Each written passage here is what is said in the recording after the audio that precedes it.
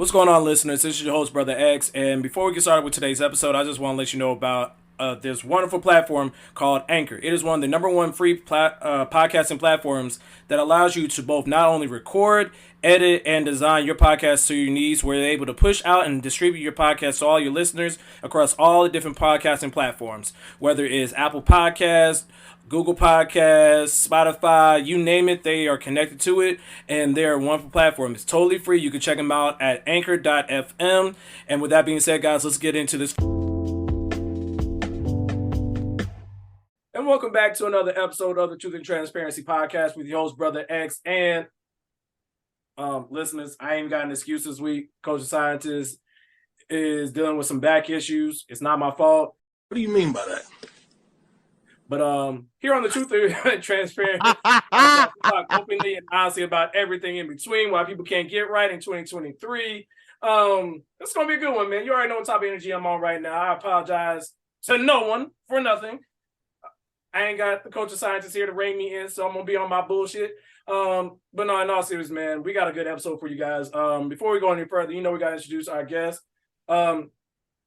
Now, I'm gonna let him introduce himself because it's only right as a fellow podcaster. Kid, go ahead and introduce yourself. Yo, what's going on, ladies and gentlemen? It's been about a year since I've been back, but glad that I get a chance to come back. It is your boy, K3d the Pro from the Khaotic Kulture Podcast, also from Inside the Mind of a Blurred and Show Go High. So I've added 2 more podcasts to my resume. Also known as the Calculated Millennial, also known as Chaotic K3d the Poet, K3d the Closer. I've also got a few nicknames that are out there that were given to me by some of my peers that I'm not going to say. Yeah, we'll just leave it at that. But anyway, you already know the 843 is me, but VA is where I stay. Always chaotic, never toxic most days. And back again, once again, just here for the bullshit and the shenanigans. So y'all already know what time it is. Hey, yeah. I've been on our Twitter and I said you a wild boy. That's all I'm gonna say about that. Man, look. we ain't gotta get into that now. We ain't gotta get into that. Yeah, we'll talk about that off topic. But you know him, you love him. He is a founding member of Broke 5 Broke himself. He ain't got it himself. Mr. Smith, introduce yourself. If I go outside, I got the only clothing on. How many cars do we own? None. How many cars do we own? None, sir. I ain't gonna do the rest of it, but shout out to old Kanye. We miss you, old Jesus. Not this crazy motherfucker we have now. Anywho, it is your favorite fed, Mr. Smith, also known as the Soundbite Poppy, and also known as Mr. And I want to thank all the listeners for the comments, plays, and subscriptions. Keep feeding us, and we'll keep feeding y'all. A few quick things, actually, really 2 quick things. The first one, and he's actually on the podcast, but nothing ever changes. Shout out to the Khaotic Kulture Podcast for always showing us love and support, always pushing out dope content, great conversations. The last episode was fucking wild. I'm gonna say that right now. That intro was like, whoa, hey, yo. Hey, listen, man, I just hit record when all of my friends were together. I'm just like, I'm just gonna hit record because they were saying some wild stuff before I could even like hit record because I was testing the mics. I'm like, oh, this is the time that y'all starting on? Oh, okay, I'm just gonna hit record and we go see what happened. Oh, yeah, shit happened. I'm about to say, we know, listeners, we got some stuff in the vault. I promise you, gonna make some people blush. I don't know if we're ever gonna let that shit see the light of day, but that's beside the point. Carry on, Mr. Smith. That's a okay. I stay quiet. I got no big dog in this fight. And then secondly, I wish I had the audio for this, and maybe I'll probably put it in post here. White people, why y'all don't want to wash our hands? Why are we proudly saying I go to the bathroom and I don't wash my hands? And then wait, you're saying white people are saying this? Mm-hmm. Yes. Oh gosh. Yes. Yeah, I found a new name for them now because we in our friend group we've been coming up with like different names to talk about these people. Yeah, Flower Ranger is a new one. So that's what they will. Yeah, that's what they will be known from this point forward. Are the Flower Rangers? Oh, wow. See, I like the term the crayon that nobody uses. I feel like that's a very apropos one. Hey, that's definitely a good one too. And of course, if you've heard my latest episode, napkin Americans were used. So No, no, no words. But no, just for you guys to understand what I'm talking about. I don't know what the podcast is, and honestly, I don't care because they're not paying us, and no. But this is literally what they said on their podcast. I made the conscious decision to stop washing my hands. I think when I was in college. Was it college for you? I don't know. That's when I remember it because one of my good friends from college also doesn't wash her hands, and it was like how we had that bonding experience. One day I was like, I'm just not gonna wash them. She was like, I'm not either. I don't wash my hands. I don't really trust people that wash their hands because, well, one, I don't think it does anything to actually wash. It doesn't do anything to actually wash them. I do wash if I go number 2. They didn't used to wash them back in like way back in the day when they didn't have, and you would go to the bathroom out in the outhouse. Nobody washed their hands then, and there was less diseases. I sometimes, like, when my roommate's home, I'll have to, like, turn the water on because I'm like, I don't want them to think I'm, like, disgusting. I'll, like, text. I'll, like, turn the water on and, like, take a text break. No, and be literally, like, I'm like, When you're at work and someone that you know goes into the stall, you're like, well, I guess I'll fake washing my hands now. We're always in the bathroom with Kate, and I'm always like, we also don't shower. I'm not surprised. These are the same people that don't take a shower. If they do take a shower, they don't wash below their knees. So the main thing that caught me, their feet look like Nikes. Exactly. Dog, walking everywhere barefoot. The main thing that caught me off guard was when she said people didn't wash their hands back in the day and they had less diseases. Ma'am, did you not know about the Black Plague? Yeah. Like, that is historically known that Europeans were the main cause of the Black Plague because they didn't clean their shit. So why are we doing this? Like, it's been scientific. I don't understand what y'all beef is with science. Y'all didn't believe in COVID. Y'all didn't believe in any of the other diseases, SARS, monkeypox, whatever. And now you're talking about washing my hands ain't gonna do nothing. Yeah, all right. Crazy, man. I don't get it, man. I'm like you. I don't know what the aversion to science is. I don't know what the aversion to soap is for some strange reason. But I apparently white people in soap do not mix. It's like kryptonite to them. Like, matter of fact, next time I go see a white person, I'm gonna pull out a bar of soap and be like, here, and I bet you they back the fuck up. Dog, bro, that shit like garlic. Bro, what are you doing, bro? That's what you're gonna hear. Just bro, what are you doing, bro? Hey, calm down. Calm down, Jamal. Put down the knife. Don't pull out the knife. On that note, let's go ahead and we're going to take a page out of Ked's playbook, man. We're going to do our mental health check-in. Mrs. Smith, how you feeling? It's being an IT person when you have that roadblock of like some code that's not working or some type of parameters messed up or syntax. For my IT people, you know exactly what I'm saying. Being able to get past that roadblock and then just have smooth sailing is like one of the best feelings ever. And that's pretty much what happened today.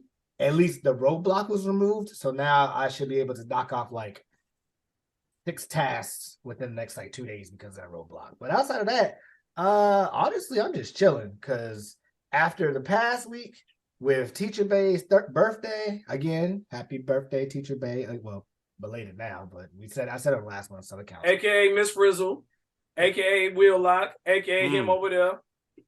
You do know she gonna fight you when she see you, right? And That's you cannot throw food to get away from her. She's gonna come after you. That's fine. I just get 2 slabs of ribs. Wow. Damn, I can't. Teacher Bay, if you're hearing this, I can't argue that fact. He throws ribs at you. You're not gonna fight him. I'll just let you know in advance. But no, I know but put her in the genjutsu, man. Just let her. Hey, it is what it is. But outside of that, no, we had a little surprise kickback for her, play some games, had some drinks, and apparently Mr. Smith still got it. I finessed a drink out of thin air. barely. I used a lot. It was one of those. Shout out to Hampshire University, the standard of excellence, good old HU, where a lot of our people were able to make something out of nothing. And I made some shit fly. I don't know. Okay. I know we probably talked about this on the podcast before, but this is almost rival you turning limes into lemons and back into limes. Yeah, that was one of my more prouder moments. Kid, just quick, and listeners, quick synopsis. We were at a cookout, or preparing for a cookout. We had a bunch of leftover liquor. I asked my friends, do y'all trust me? And as they are the assholes that they are, they said no. And then I turned lemons into limes back into lemons. And it was ridiculous. Story for another day. Just fun Well, hey, look, when people say that they don't trust you with liquor, that's usually a good thing. So, I mean, that means you know what you're doing, which means that you about to put them on their ass. So, yeah. Hence why we said I did. Hence why we said no. But it is what it is. It happens. Yeah. Kid, how you feeling, man? Talk to me. I ain't gonna hold y'all, man. My mental health has been shit these last few days. I just dealing with a whole lot of things from an emotional standpoint, and then dealing with work, and then also dealing like just in my daily life in general. I haven't been feeling like doing much of anything, to be honest. It's really just been tough on me. Had a nice little friend trip, but then when I came back from said friend trip, everything that can go I'm stuttering here. Everything that could go wrong has gone wrong. But at the end of the day, God is good all the time. And granted, whatever bullshit may come my way or whatever obstacles I have to face, I always find a way to overcome them. So it's really just one of those things where I have to learn to deal with it, and then, of course, continue to seek therapy. I have signed up for a couple therapists, but y'all know me. I'm going to choose a black therapist, and the one website that I went on decided, hey, well, we got some, they had these palm color folk, and I'm like, that's cool and all, but no, I'm sorry, I need a black therapist here. So that's just me, but I am going to be seeking therapy to be sure that that I'm in my right mindset and just continue to live healthily out here. So yeah, these last couple days have really not been the best, but all in all, what doesn't kill you make you stronger. So, or it makes for a good story, man. Yeah, very much so. I feel you, man. I speak to that a lot, and shout out to black therapists. Shout out to black women therapists as well. I don't know if my therapist is listening, but I got mad love for you. Hope you and your family doing well. But no, I feel you, man. Just continue to keep your head up, man. My father, and I'm sure you've heard him as my normal outro now, is like, you got to eat the elephant one bite at a time, man. That's all. That's everything that my father said, man. You take things as they come, you eat it one bite at a time. Don't get too ahead of yourself, and just try to stay grounded, man. So I feel you on that. Honestly, for me, I'm in a workplace. Myself and Culture Scientists are full head of steam into working through and the planning and the coordinating of our wedding this fall. It's tedious, very tedious and time consuming. Literally work on it just about every day in some form of fashion, communicating with different vendors. And it's almost, think of planning a trip full of Black people. And you not only have to coordinate it, but you have to schedule it. And if it don't go well, people are going to look crazy at you. But you're the one that's the trip is supposed to be for. Yes, Mrs. Smith, I know I'm referring to you. I was going to say, so you're talking about me. Okay, got it. Yes. But no, in all honesty, man, I'm trying to enjoy the process.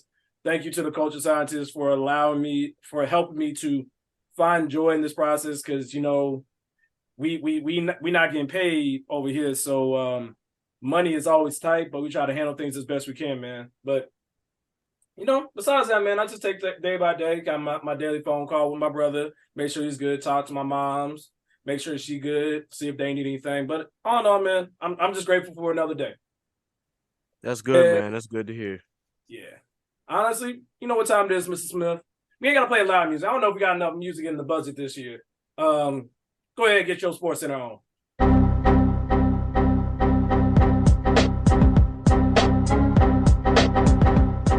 Okay, so this is really gonna be fast, because there's only like really 2 or 3 things I want to talk about. One, Purdue, y'all some fucking frauds. How you lose to a team, FDU, Fairleigh Dickinson University? This shit sounds like a crew. Never mind, I won't even say that. That's rude.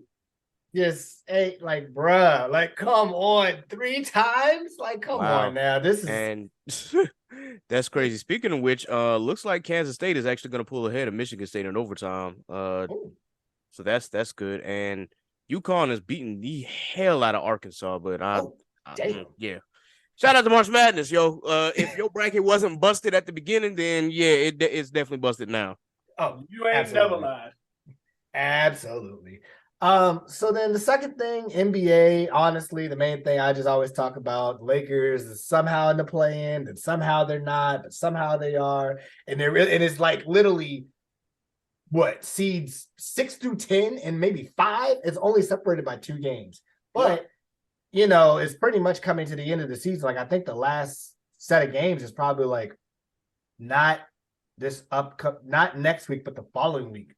Season's over, you go to the playoffs. So, I mean, we'll see what happens. I honestly have kind of washed this season, to be honest. You ain't believing in the great white hope, Austin Reeves? I ain't gonna lie to Austin Reeves balled his ass off. Like there's a couple times I'd have been like, this no swagger having white boy is cooking these niggas. Like, god damn. I feel it's illegal. I don't like it. This is literally White Man Can't Jump 2023 edition. This nigga is cooking y'all. But you know, I mean, I have faith. You know, I could see them doing a play-in, and I mean, we'll see what happens. Again, health and concerns is always the issue, and at this point, unless AD turns into what he should have been a long time ago, I don't see it happening because he's too inconsistent. One game he's 35 and 20. The next game he's 8 points and 10 rebounds. Like, fuck is the range? And for those who don't know, of course, I'm not a Lakers fan by any stretch. I don't hate them anymore, but I'm not a Lakers fan. Man, I kind of hope that y'all do kind of get into the play-in just because I want, you know, things to kind of like shake up a little bit in the playoffs. Mm-hmm. With that, you know, that would also give me more reason though if LeBron loses to laugh at him. But I'm not a LeBron hater. I just hate his fans because y'all know how I feel about who the GOAT is. But in any case, I'm a Bulls fan, so I'm kind of in the same position. We're literally in the last slot of the play-in, and if we can't afford to lose any more games, because if we do, then the Pacers will take that slot.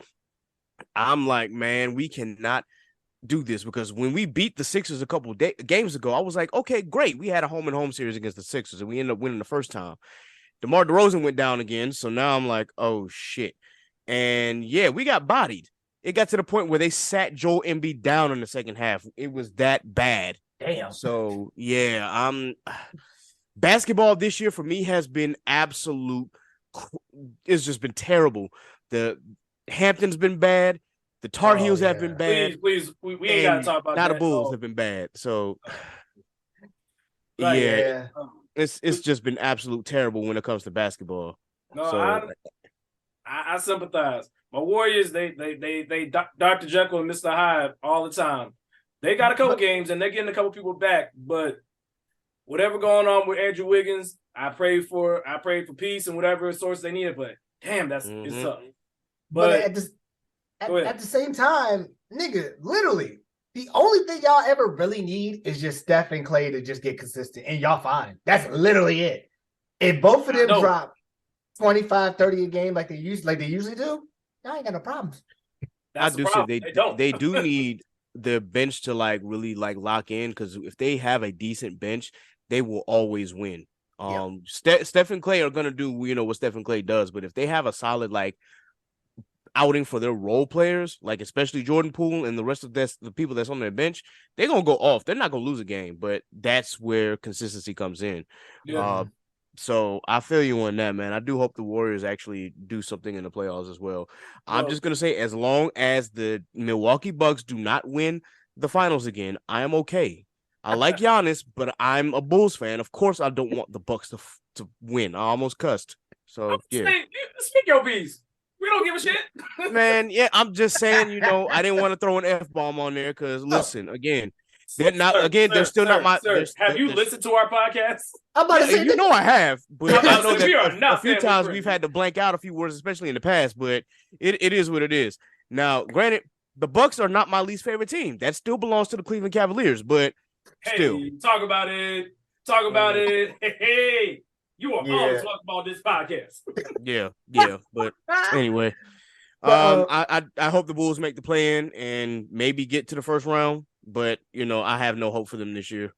And maybe things were looking so promising when we had a new vice president and new general manager, but Jerry Reinsdorf has, of course, being Jerry Reinsdorf. So we'll see how that go. man. And then lastly, NFL. Honestly, I don't need to talk about anything else but this one thing. And this literally, listeners, this is hot off the press. This came out today.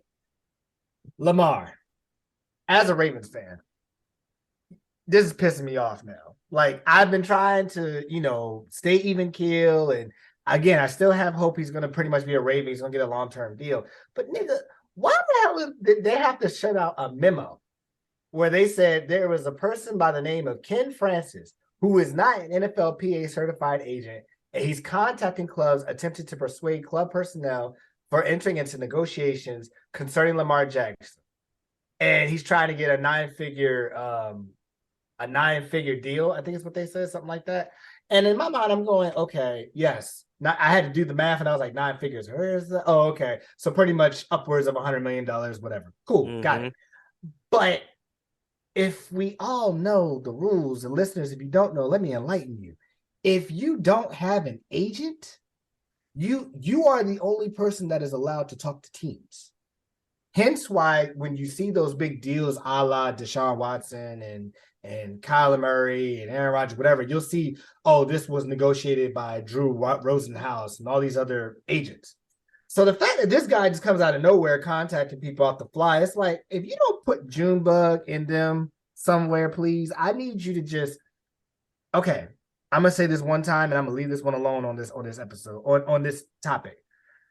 I didn't think I was going to bring this up, but I'm still pissed off at the fact that you shut down 3-year, $133 million fully guaranteed, which literally puts you right there with Patrick Mahomes.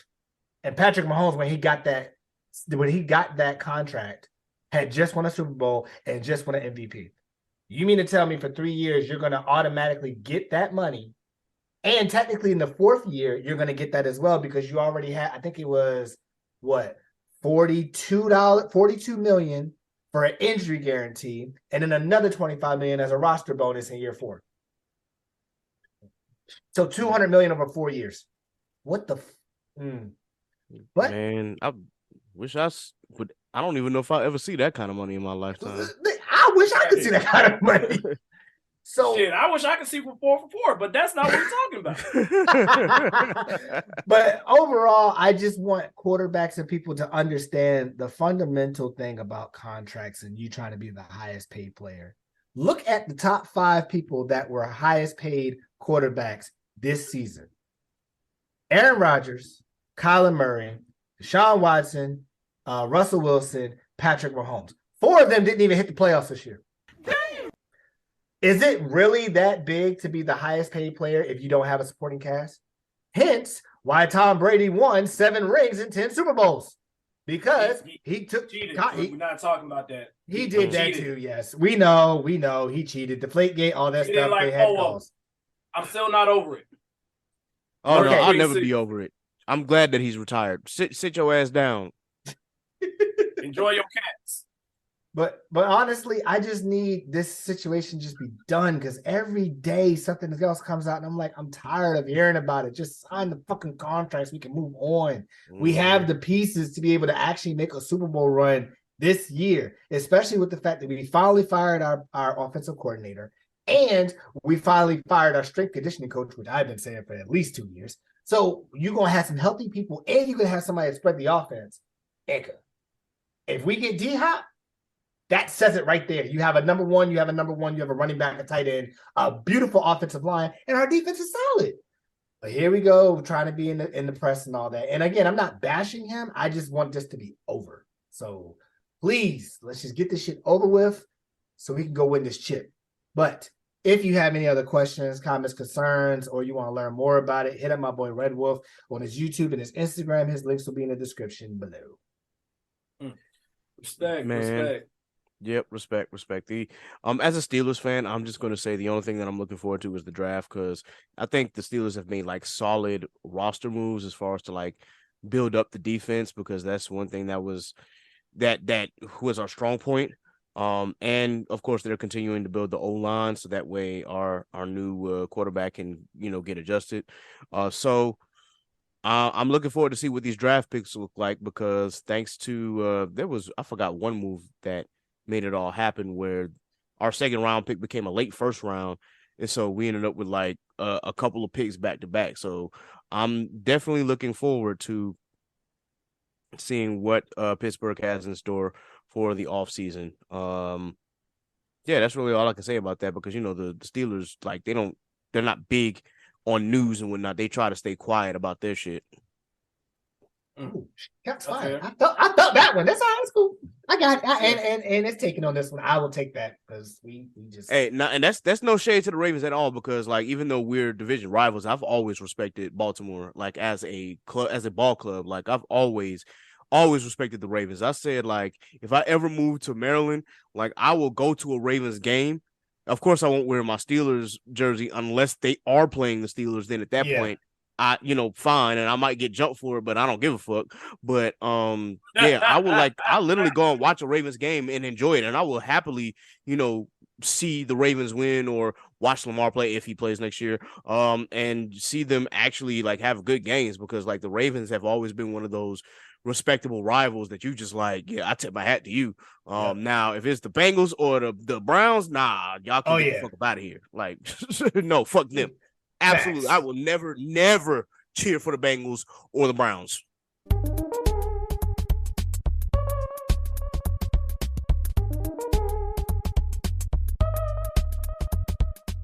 Facts. Funny you mentioned that.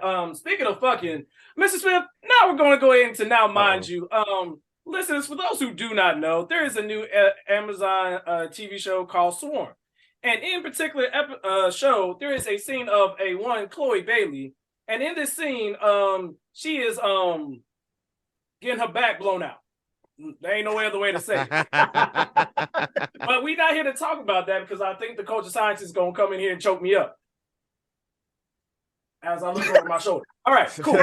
So, what we're actually here to talk about, and Now Mind You this week, is actually bring you this really dumb conversation, in my opinion, that the title of the article reads that Chloe Bailey's sex scene in Swarm sparks colorism debate with mention of Halle Berry. One, I don't know why Halle Berry got to catch a stray. Like, she just be chilling, looking fine as ever, but can't keep a man. But we're not talking about that either. So, to give you a little bit more context, Chloe Bailey's name has been thrown around lately, and this time it's because of her latest scene in the show of Swarm. Donald Glover released this show last week, which features a sex scene between Chloe Bailey and Lori Harvey's boyfriend, as I'm going to refer to him as, because I can't pronounce his name. Yes, Mr. Smith. Technically speaking, they actually just broke up too. Say what? Say what? Say what? Say what? Say what? What? Say what? Hey, still hit. Huh. All right. Hey, listen. Hey, as you said, he still got her in, and you know what? If Lori wants to play the game, let her play the game. She playing it well. I'm about to say, Mr. Smith, cue the Yu-Gi-Oh meme. It should have been me, not him. Not him.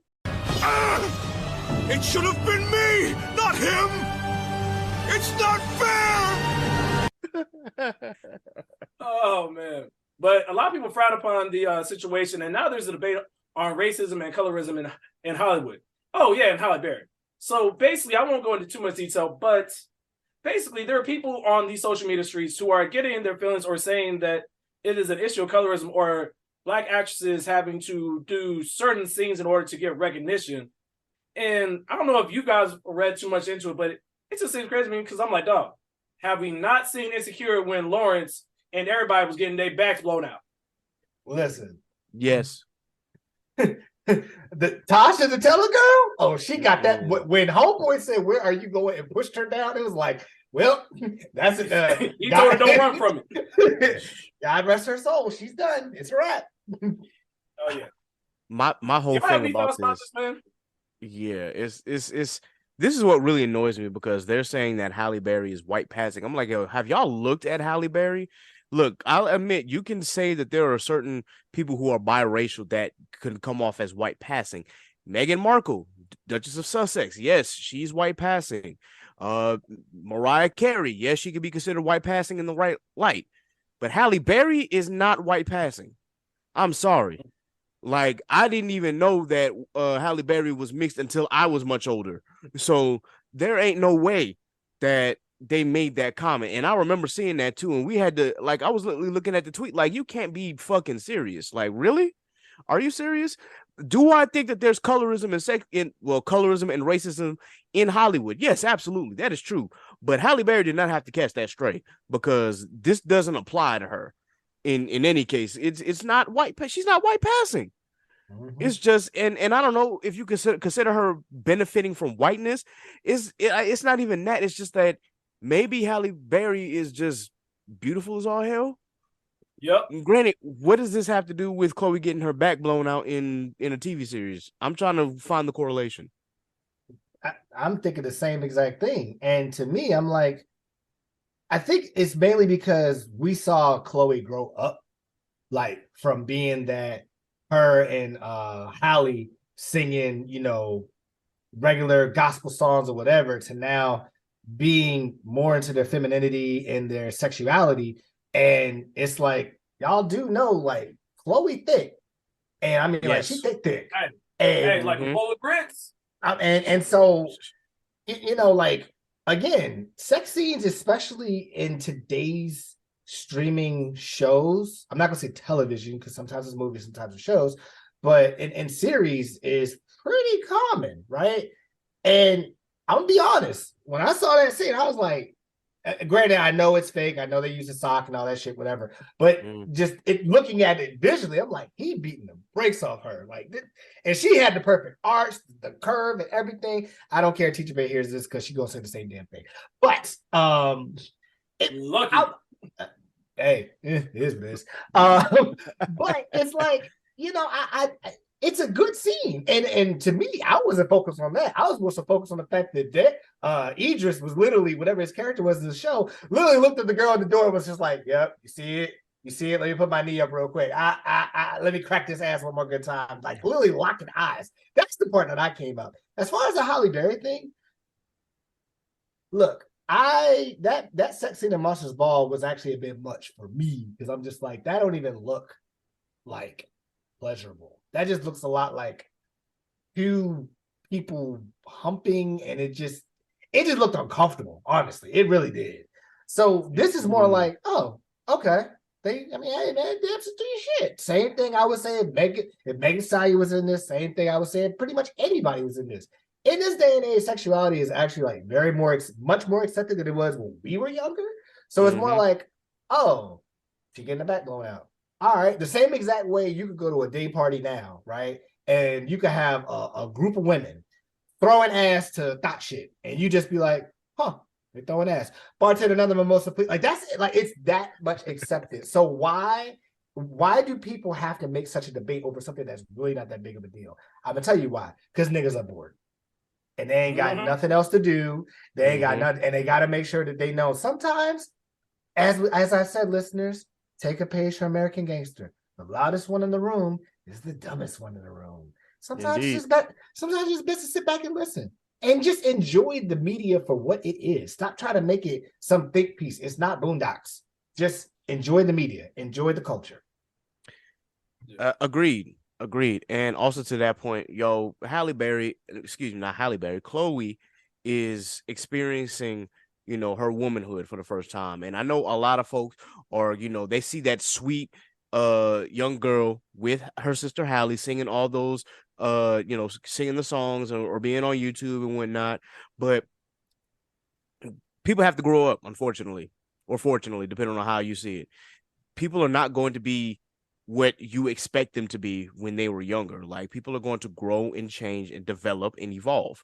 And in Chloe's case, she wanted to do more things that explored her sexuality. So you take a look at some of her videos, you take a look at some of the music that she's put out, you see Swarm, and it's like, well, what did you expect? Hell, you could go back to even the show Grownish.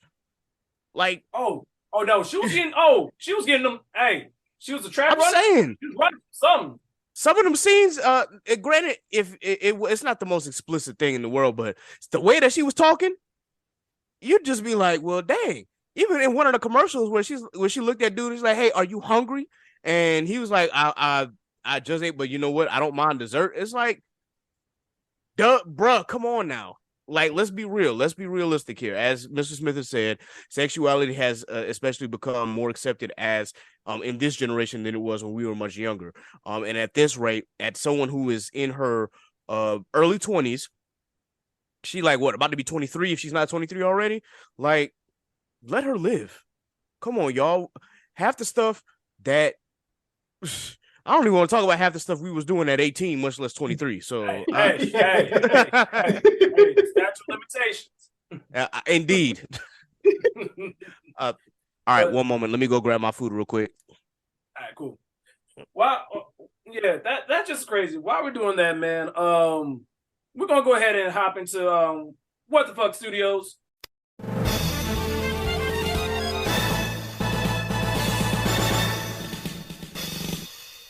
Now, listeners, I know that we use a lot of money for the studios, but this week we got a lot of crime. We got to clean up these streets. We're going to be on some Batman type shit. So, apparently, in Florida, a K9 helped Florida troopers find nearly 700,000 worth of heroin during a traffic stop. Yes, listeners, that's 700K. Now, in Hernando County, Florida, 2 undocumented immigrants were arrested after Florida Highway Patrol troopers said they found 700,000 worth of heroin during a traffic stop on I-75 in Hernando County.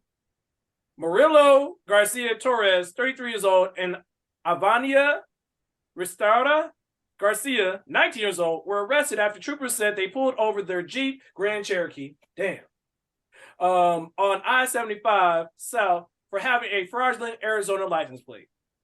God for bad tags. Listeners, I need you to understand, when they got to the driver, they confirmed that the driver of the car was also without a license or unlicensed. The troopers said they found 5.5 pounds of heroin. Not one, not a dime bag.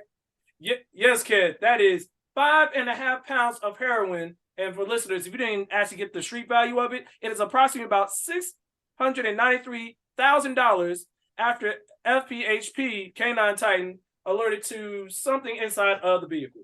Good Lord. Yes. Now, Ken, I ask you a question.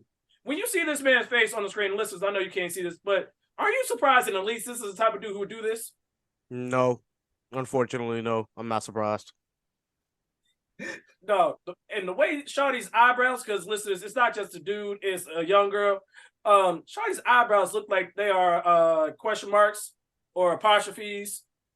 She look like she's scanned for a living.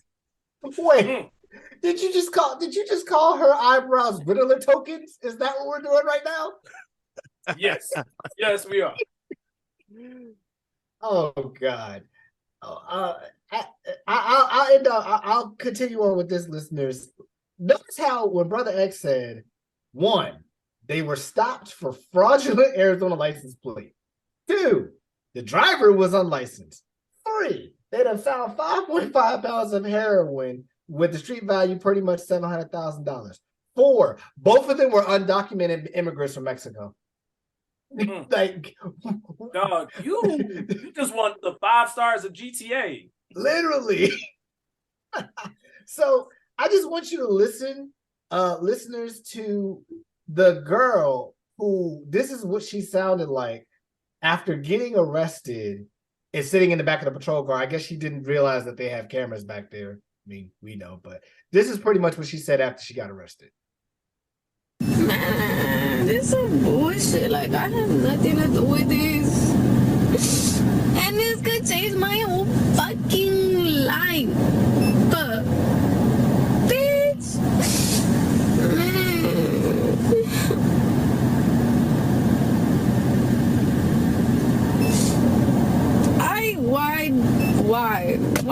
shit like this always happens to me, bro. I be in the wrong place at the wrong fucking time.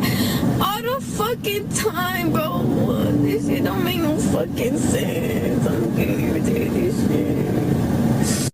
So if you heard that, listeners, she said, I'm always in the wrong place at the wrong time, and this shit always happens to me. Ma'am, nobody told you to get in that car with that guy. And you knew that there was, I'm pretty sure you knew heroin was in there. If anything else, depending on where you're going, the nigga got fraudulent tags. And he's unlicensed, and both of y'all are undocumented. And I'm pretty sure you knew that before. So that was more of a personal decision. But more so, I'm just kind of like, what the hell were y'all thinking with 5 bricks? Because that's what it was. It was 5 goddamn bricks of just straight up heroin. And they were charged with trafficking heroin, distributing heroin, and possessing a vehicle for drug trafficking. So I'm not going to say old girl pretty much lost the rest of her life to this. Something tells me that they're going to probably give her some time. I just don't know how much. Now this nigga, he done. It's a wrap. He's in jail. he in jail. But I just like, what were y'all thinking? Like, they were probably working for the cartel, man. Maybe. But she's for damn sure taking that plea deal. Absolutely. Yeah. Oh, absolutely. She taking it like listen, Linda, listen. You can get out if you just tell us it was all him and you sign here. We'll let you go home tomorrow. She go like, give me that damn pen. But again, like a canary. But again, it's like, can we learn from the Black people who went to Mexico to get a quote unquote tummy tuck, when in reality we all know they were trying to be narcos and Breaking Bad, trying to get the weight from the plug themselves. Like it ain't worth it. This shit ain't worth it. You talking about something that's $700,000? Now, yes, to us, to the 3 people on this podcast right now, that's a lot of money, and we can do a lot of things with that. But is it worth the shit you gonna get if you get caught? That's the thing that a lot of people are not ready for. They just think, oh, this is gonna be simple. We just do this and we done. No, nigga, no. No, as a Fed, let me just give y'all a little bit of information. 9 times out of 10, they already know. So it's not worth it. Just let it go. Now, you know that this is one way to handle this type of traveling situation with drugs. You know, there's another way that we could travel. So, listeners, I don't know if you know, do we have this in the show? We can cut this out if we don't. The gentleman with the tire. Oh, yeah. So, apparently, listeners, there was this young Black man. I don't know where this is at, but apparently, speaking of other illicit drugs, apparently he ended up having a blown tire or a flat tire. And when he went to go change it, come to find out, inside the tire, there's $120,000 worth of cocaine in the tire. $120K. I need y'all to understand. You know exactly what this man did? He ain't try to flip it. He ain't try to do nothing with it. He did something that we in the Black community probably rarely wouldn't do just because we don't trust them, is call the police. And you know what the really fucked up part is? I can see this nigga still going to jail for it. Facts. I'm sorry if I'm him, and it's number one, the tire looks like it's blown, like it's not even on the rim, so you don't even need the tread. If I'm him, I'm tossing that. I'm not even touching it. I am tossing it somewhere. Somebody else can deal with it. There's no point, because again, they're not gonna be able to say, oh, this tire was mapped to this specific car at this time. They're not going to have evidence of that. So the fact that you kind of snitch on yourselves, granted, I get it, to the book, you did the right thing by calling the authorities. But again, let's also remember, listeners, they're Black. So authorities are going to pull up and be like, so what happened? You say you blew a tire and you found this? Right. Put your hands against the car, spread your cheeks so we can see them. Like, nigga, that's what it's going to come up. Like, what? No. Yeah, I unfortunately see that as well, Mr. Smith. I think that with that situation, you know, he could easily end up in cuffs and standing trial for something like this. Now, granted, maybe not. Maybe he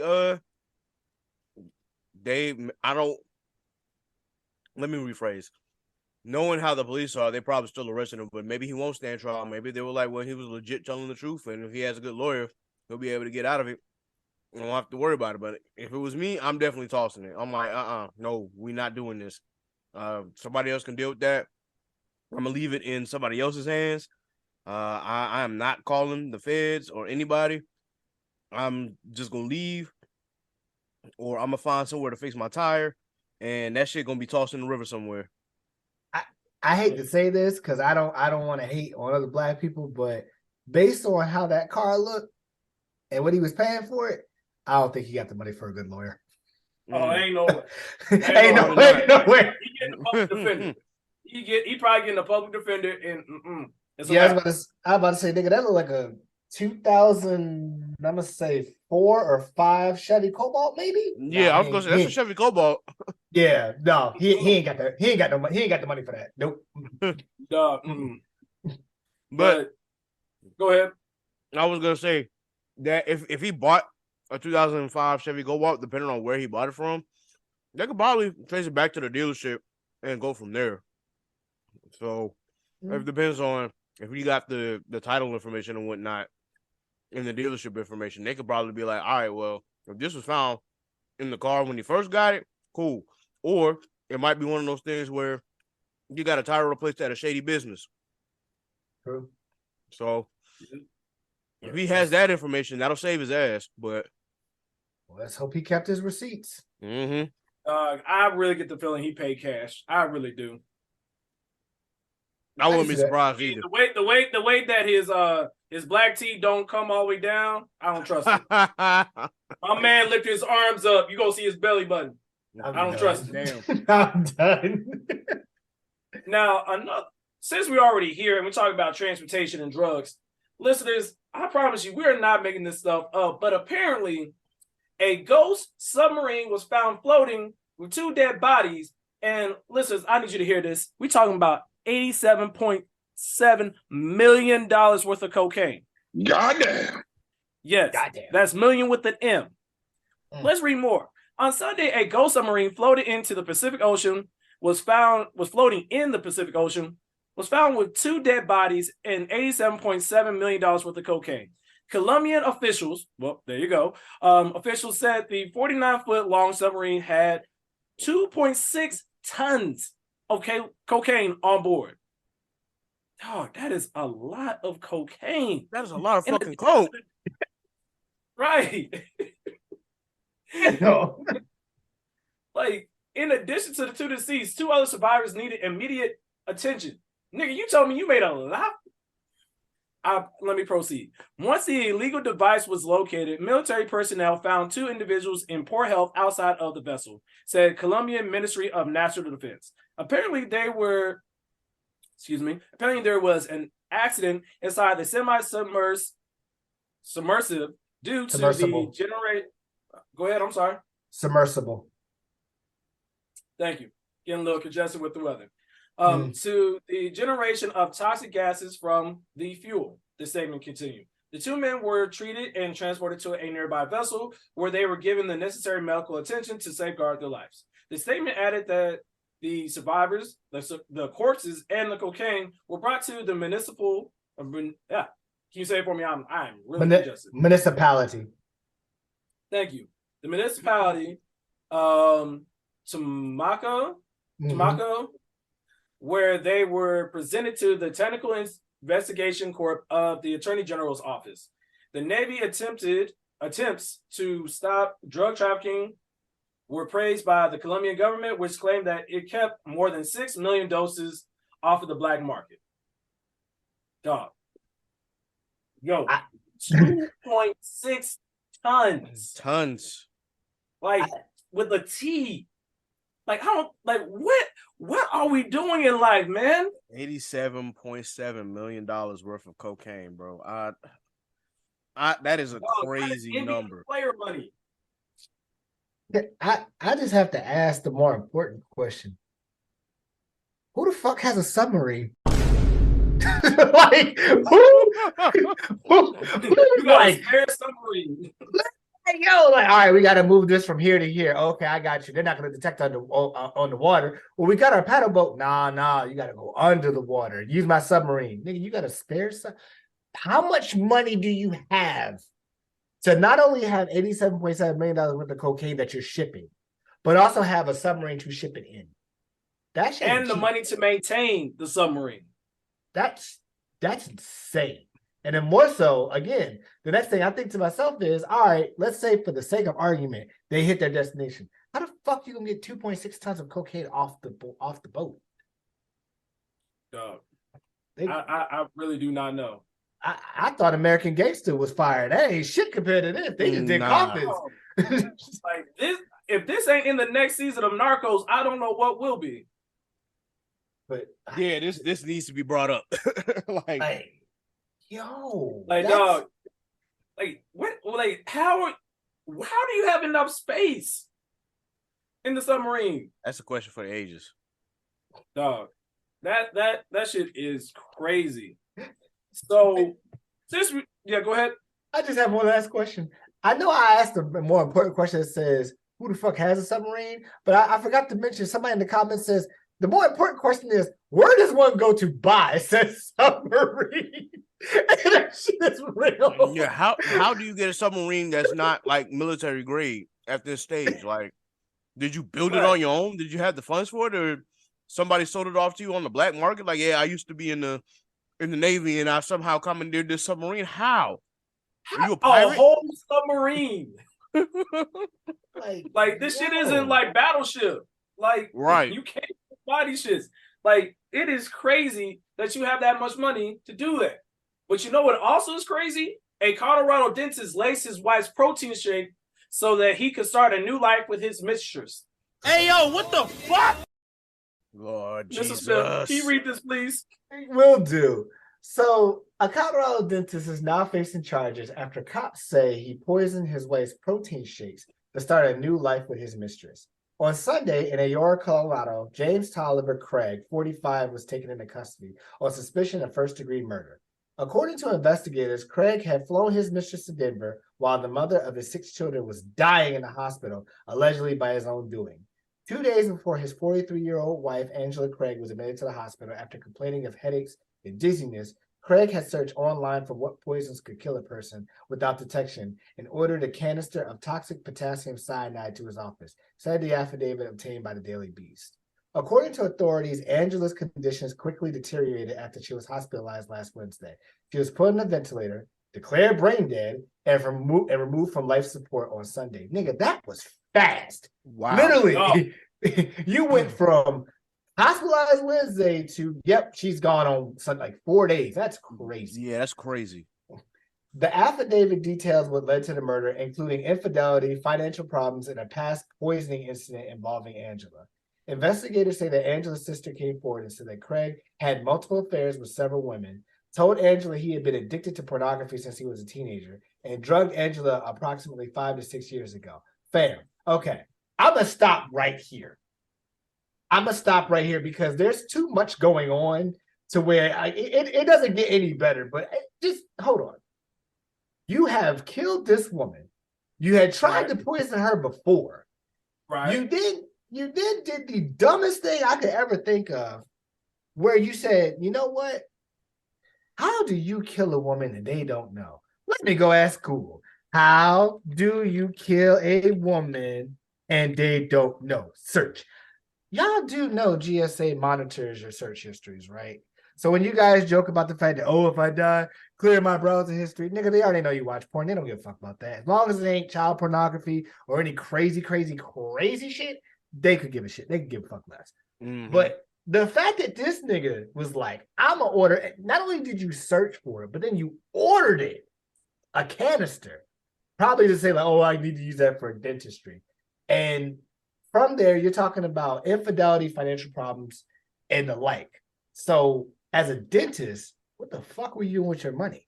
Why do you need to have all these mistresses? And more so, I think the more important question is, here on Truth and Transparency Podcast, we like to be truthful and transparent. If you didn't want to be with her, why the fuck were you still there? Right. You just answer my question, bro. I'm like, bro, you didn't have to kill her. Just leave. Just leave. Be like, I just, you know what, Angela, look, sit down. Let me talk to you for a second. Things aren't working out.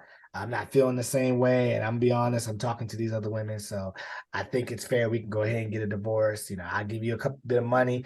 You could have done that. Instead, now you're pretty much gonna lose the rest of your life. Look, I'm gonna have to put on my nigga voice for this, nigga. Now you're gonna lose your life, your money, your bitches, your hoes, and your work, and your kids, for this dumb stuff. Like, so as I sit here and y'all talking, and I mean, these are all great points, Mr. Smith. So you said he was a dentist, correct? Yep. And you said he has 6 kids, right? Yeah, I believe I did. Yep, 6 children. Yep. So, and we said that he should have just left, right? Mm-hmm. You would think as a dentist, he would be more adept to pulling out things. I rest my case. Bravo. 10 out of 10. I hit him with the euro. And I filleted. Thank you. Yeah, that was one of your. That is probably top tier joke of the year right now. Leading, like, good setup, easy punch. That was good. I appreciate that. Yes, I'm very proud of myself. But all this to say, man, dog, just stop. Like, one, I'm not going to blame the victim because God rest her soul. But after the first poisoning, I would hope you would start being on a more alert to, like, hey, this nigga tried to kill me before. I don't know if we can come back from that. But to the family, to the children, I pray that they have peace, whatever the best resolution is for them. But, dog, it can't be that deep. Like, speaking of things that can't be that deep, this last story for WTF Studios has to do with something very near and dear to all of our hearts here on the Truth and Transparency Podcast, especially this episode. This story is men tunnel out of Newport News jail cell and then are found at IHOP.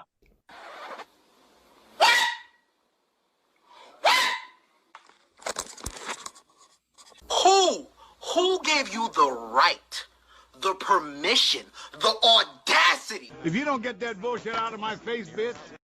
Listeners, we gonna give you the whole background about this, but I just need you to know the punchline on this is fucking phenomenal. So, 2 Newport News inmates tunneled through their jail cell wall and escaped Monday afternoon, law enforcement said, only to be found hours later at an IHOP restaurant in Hampton, Virginia. John Michael Garza, 37 years old, and Arlen Von Nemo, 43, were missing from a routine head count at the Newport News jail annex at about 7:15 p.m. Monday. Jail staff later discovered they had burrowed through the wall of their cell, and the tunnel led to the exterior of the building, and the men made it over the surrounding security wall, the sheriff's office said in a news release. They dug the hole using tools made from a toothbrush and a metal object that allowed them to exploit a construction design weakness in the wall. The sheriff's office said they dug through the untied rebar between a layer of bricks and cinder blocks, and then used the rebar to dig through the rest of the wall. Newport News staff and the sheriff's office are reviewing and formulating ways to mitigate the weakness in the jail as a result of this escape, the sheriff's office said. So, listeners, everyone who was on this episode went to the illustrious Hampton University, the Standard of Excellence. And listen, I'm going to let you know, Hampton, Virginia ain't but so big. Listeners, I'm going to let you in. Come here. Listen, there's only one. One IHOP. And I kid you not, me and Mr. Smith, the minute we saw this article, we were like, I know exactly which one they went to. And lo and behold, when we read the article and we went a little bit further, we looked, it was like, damn, it is on the corner of Mercury as well as across from the Bojangles and the gas station. Yes. We looked at it. Listeners, do you understand? Anybody that's been to Hampton know the IHOP. It's right there. Let alone, let's get back to these two gentlemen. You dug out of a jail, and the one meal you really wanted was the unlimited pancakes from IHOP. How you get from Newport News to to this specific IHOP for some pancakes. I am bewildered. I am befuddled. Mr. Smith. Still laughing because one, for you to get from that jail annex to the IHOP, you had to have passed 2 to 3 Waffle Houses on the way on Mercury. Like, Yes. Yo. Yes. You had to pass that. You have to pass the Coliseum shopping outlets. So you had all those options. You passed Chili's, Red Lobster. I'm trying to remember what else is out there. Rallies, Olive Garden, the new Wendy's the new Wendy's bailed out, Cookout. You passed through all of that for a Rudy Tooty Fresh and Fruity or a 222. This what we doing? This what we doing? And I mean, listeners, I shit you not. The IHOP we were talking about, I don't even gotta look at the map. I remember it because of school. On the corner of Mercury and Armistead. That is literally where that IHOP is. And I'm just like, was it that deep? Was it that deep for some damn syrup? I don't understand. But then to make it fun, the funny part about it was law enforcement sought the public's help in apprehending them in hours after their escape. They arrested the men around 3:30 a.m. Tuesday after they were found sitting at a table at a restaurant. And IHOP. Fam, if you would have been at a Waffle House, you'd have got away clean. Because they'd have just been like, oh, what y'all want? Don't worry about them. You want an all-star? All right, cool. That's it. Well, IHOP been like, they here in booth 13A. Go ahead and get them. You could have had an all-star special and been out of there in 20 minutes. Facts. I'm so flabbergasted and just this is so hilarious because as we said, it's literally the only IHOP in Hampton. Hampton itself has a lot of people, but the city of Hampton itself ain't but so big.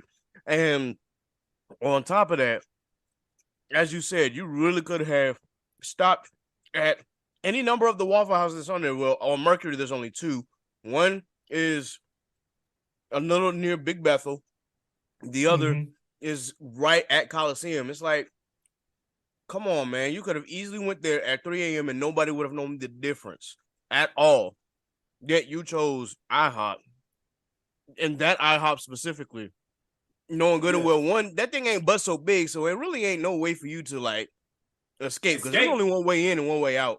Unless you go through the kitchen. But it's really just... It's just hilarious because I'll be sitting there like, of all the places y'all could have gone, you decided International House of Pancakes is what you wanted to do. My question is, were they allowed to get a to-go box? Bro, that's a good question because here's my question though. I didn't think that IHOP was open that late anymore. It depends on whichever one you go to. Some of them have restricted their hours to like 10, but as of like the last, I'll say like 6 months to a year, some of them are starting to slowly open back up to being full, full 24 hours. 24 hours. Wow, yeah. But the last thing I'll say to that is, I'm pretty sure as they got out, they probably was just like, man, we need to go somewhere. You want Waffle House? Nah, I don't want that. Oh, I know we could do Tommy's. Wait, what time is it? Shit. They're closed. All right, well, can't do Tommy's. I guess we got to go to IHOP. Like, come on, man. Come on, son. So one quick side note, since we're already done with What the Fuck Studios, play the other music out.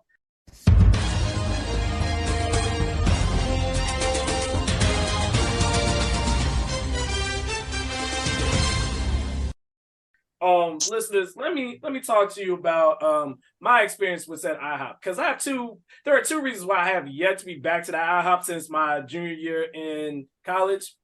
The first one is, so it was the summer of going into my sophomore year. I was hanging out with some gentlemen. The statute of limitations are passed, so nobody can get in trouble for it. So we're eating. It was the summertime. We just chilling. We was like the buy one, get one free pancake. It was good. We was living good, man. Everybody's kicking it, having fun, buying pancakes, laughs, jokes, everything. So, needless to say, we are eating, and then someone realized, oh man, I forgot my wallet. See, this is when I should have known shit was about to go left. Whenever a nigga say, oh man, I forgot my wallet. Oh shit, can someone cover me? I forgot my wallet. 2 different statements. I need you to understand the difference. Literally, we get up. We like, oh, yo, you finished your food? Yeah, I'm done. Everybody get up like, oh yeah, I'm gonna cover it. We good. We get up. We get out the car. We get out the wall at the IHOP. We hop in the car. We're halfway down. Is it 40? Oh God, what is the highway? I cannot remember the name right now. 64. Going back to 64. Going to 64. We're halfway through. Come to find out, I look to the left, look to my right. These motherfuckers said, yo, did you pay for your bill? Nah, man, I ain't paid for my bill either. And I'm sitting in the middle seat. I'm like, yo, what the fuck happened? And the crazy part is, and here's how I know this shit was not going to work. We left somebody who drove separate, and they hadn't finished their food. So they were stopped at the IHOP with us gone.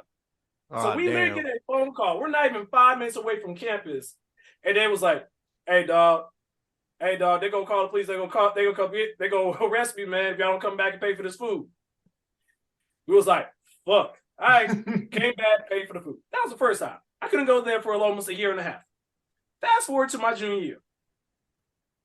Me and 7 other brothers were having a late night meeting, and then we actually got there. So we're eating.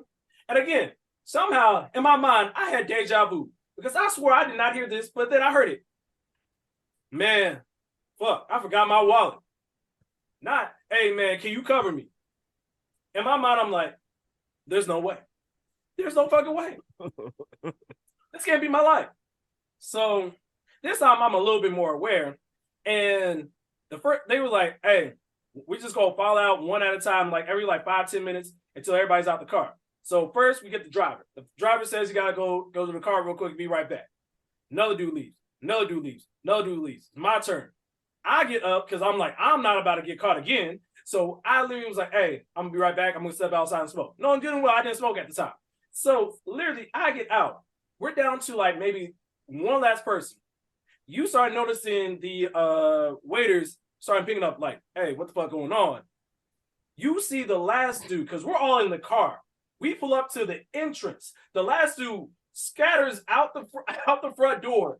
We open up the door. This man does a Superman dive across our laps. We're all in one car, 7 dudes. We booked it. Got back to campus. I have yet to be to that IHOP ever since. And IHOP, if you're listening, you can't do shit. So that is why I cannot go to that IHOP.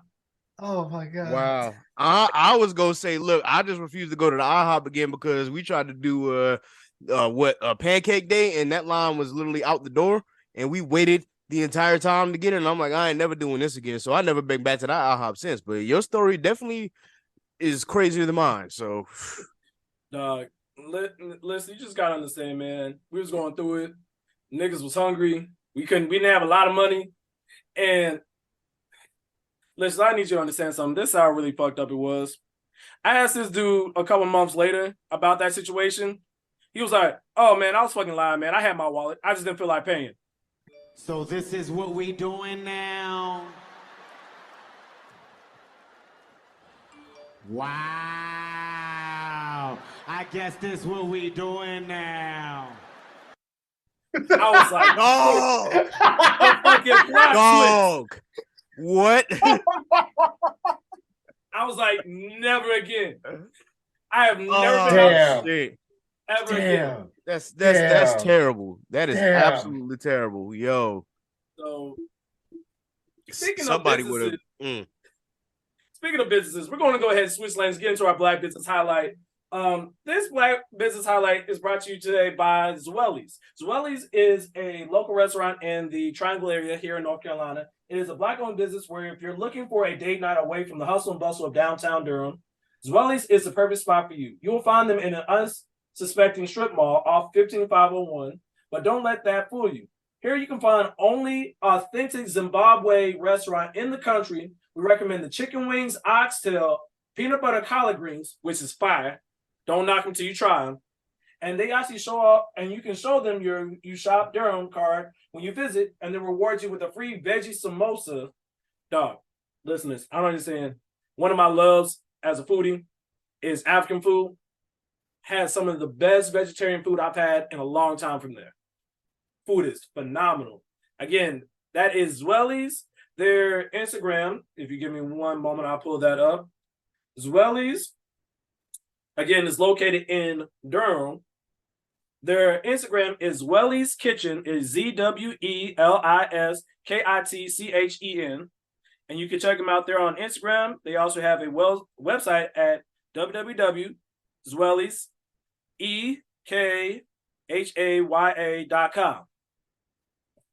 So if you're interested in some authentic Zimbabwe food, check them out. They've been featured in multiple news articles and across the country, on multiple social media platforms. Definitely check them out. All right, guys. So we're going to get to the good stuff. So I don't know about y'all, but about a year or so ago, we did an interview with the Khaotic Kulture Podcast, talking about podcasting and a lot of different things. So we're just going to take some time right now, actually do an interview with Kev. We wanted to make sure we return the favor, we'll get some information, let y'all know a little bit more about him. If you haven't already known too much about him, you should be listening to his podcast because he's on like 100 different podcasting platforms. You know, he got money. We trying to be like him when we grow up. Yikes. I ain't got it like that, man. But hopefully one day. But honestly, man, we want to take some time to interview a phenomenal Black brother. But yeah, so we got a couple questions for you, man. We're going to do some Q&A. You can answer what you feel like answering. We'll bleep out what you don't want anybody to know. But that's beside the point. Not my job. All right. So let's get it off with something simple, man. Let me ask you, who is K3d the Pro? K3d the Pro is the best way to put it is both my professional and my unprofessional side at the same time. It's like a blend, because when doing the podcast, I wanted to show off that, hey, I am a very professional guy. You know, for those who know, I went to Hampton University. I was part of the 5-year MBA program. I came out with both my bachelor's and my master's in business administration. So I've always wanted to portray this guy as having a professional personality, but at the same time, having also a silly personality as well. I don't want people to think that, you know, just because I can speak well, I can talk well, I act professional, I can, you know, turn on certain aspects of my professional life and turn them off at the same time. I want you to see both me in my element, but also me as K3d himself, because I'm a very silly person. I'm very, very easily entertained, and I like to joke around and have fun and say a whole bunch of crazy shit sometimes. But me personally, I always like to do things in order as well. So I want there to be like that balance of, hey, you might get the actual K3d the Pro, the professional, which was a nickname that I earned from being on the drum line. And it stemmed from also being called Pro K3d, which is also a shoe. So I just switched those around. And then you get the other side of K3d, which is all the other nicknames that I get from just being around my peers. So it was more of me being the epitome of professionalism and silliness at the same time. Respect. Mr. Smith, you want to take the next one? Sure. So, of course, listeners, you know, we always shout him out. His podcast is called the Khaotic Kulture Podcast. So the question is, how did that come about? What is the origin story of the Khaotic Kulture Podcast? Oh, man. The origin story of the Khaotic Kulture Podcast is actually an interesting one, because in 2015, when I actually came out with my master's in business administration, someone had actually mentioned to me that I had the voice for radio, and they were wondering why I was not a part of the Scripps Howard School of Journalism just because of how well I spoke. And it had never occurred to me. Something didn't click until they said it, and I'm like, okay, wow. I wish I had known that this was something that I could do, because I never would have figured it out. So after talking with some people, this and that, not only do you have the voice for radio, but you also are very knowledgeable on certain topics. You do your research. You try to stay up with current events. You love music. Why don't you just talk about it? So I thought, well, you know what? Let's try to get a podcast together. So I had this idea to do a podcast way back in 2015, 2016. I just couldn't bring it to fruition because money. Obviously, I was working at Hampton at the time. So unfortunately, when you work in a private school, especially Hampton at the time, you wasn't getting much unless you were a director. So clearly my pockets was like, I don't know how to do this. And then seeing other podcasts starting to actually come into fruition as well just made my drive for that even stronger. It's like, yo, I want to talk about current events, and I had it very broad, but then I kind of narrowed it down to, okay, we could talk about current events, but let's talk about how it affects us, and then let's add music into it because we know just how prevalent hip-hop culture is, especially in Generation X, millennials and Gen Z. Like, that is really and truly like our base. You know, you can't speak about it for baby boomers, but anybody who was born in the late 70s, or even the mid 70s up until now, that's what we grew up on. We grew up on hip hop music. This is what influences most of our culture nowadays. So let's talk about how hip hop elements have influenced our culture. Let's talk about the crazy things in our culture, but let's also talk about the people who are out here just, you know, doing shit and managing to survive and thrive, because we know just as our culture has pretty much dominated all other subcultures out in the world, we still live in a very chaotic time period where, you know, we're trying to fight back against the powers that be, whether it be from a political standpoint or just in general, white supremacy and things like that. So it didn't really click on how to get it started, because I was like, okay, well, let's call it the Society of Chaos at first. I didn't like the name. I'm like, nah, that's not gonna fit. Then I was like, Chaotic Cultures with C's, because one of I can say this, but one of the names, or one of my ship, not one of my ship name in the drumline is called Chaos. So I was like, okay, well, let's make it a little bit chaotic and find a way to make that fit. But again, I was going with the C's at first, and then I crossed Kappa. So I'm like, okay, we'll change the C's to K's. And and then it clicked, because I was like, all right, well, it's 2019, and at the point I'm still trying to figure out how to make this work. I have a logo, but I don't know how to get started. I don't know what tools to use. My friend then gets started with her podcast, and then she was like, man, I just use Anchor, and I use, I have my little USB mic. And I'm like, okay, cool, but I wanted to get like a more professional setting. But I was like, you know what, let me take this one step at a time.